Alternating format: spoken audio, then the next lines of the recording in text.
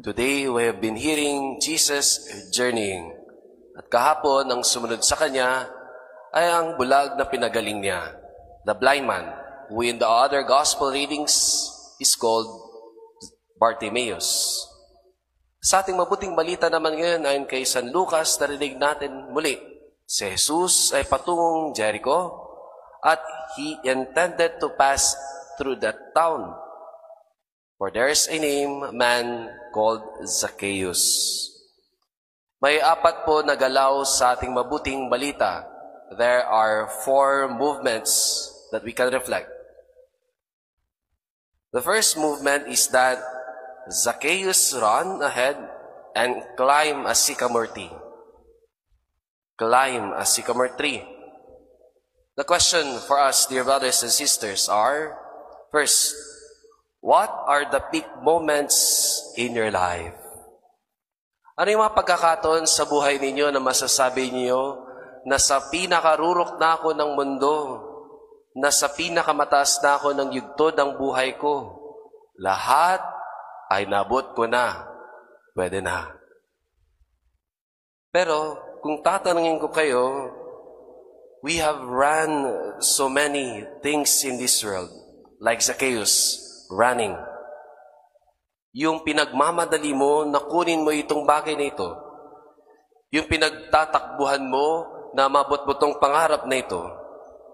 The moments you were chasing great things in life, racing and rushing for the things that the world considered that you will be above.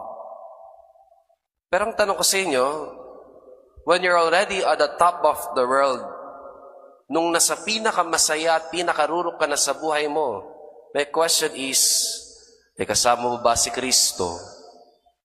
Nasa itaas ka nga, pero kasama mo ba siya?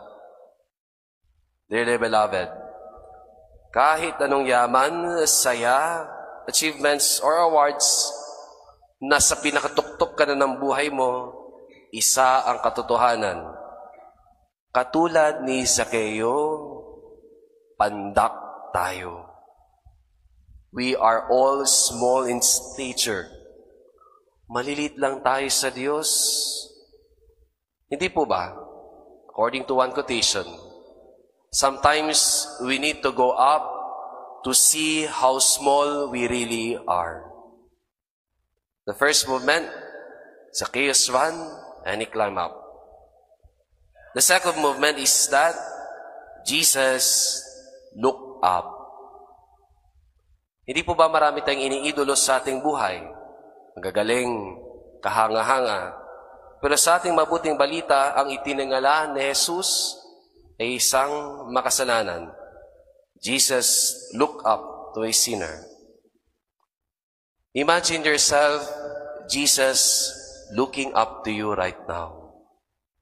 Sa ating kahinaan at kasalanan, tinitingala tayo ni Jesus, hindi dahil sa mabuti o masama nating nagawa. Kung hindi, tinitingalaan tayo na may pagtingin ng pagmamahal. The second movement, Jesus is looking up to us. Zacchaeus ran and came up. Jesus looking up to us. The third movement is Zacchaeus coming down quickly. There's a beautiful description here. Hindi lang siya bumaba, hindi lang siya tumambay. He came down quickly. Mga kapatid kay Kristo, when there's already an opportunity for conversion, do it quickly. Do it now. Huwag na kayo magtagal sa taas because even you're in above, Jesus is not there. Jesus is down with us. The last movement, dear brothers and sisters, Zacchaeus welcomed Jesus with joy. I hope after all the things that we have done, sa lahat ng inabot natin sa buhay, pakialala sa sarili, tanggapin naman natin si Kristo sa ating puso. Allow the Lord to be with you today. Come down quickly. Jesus is waiting for you.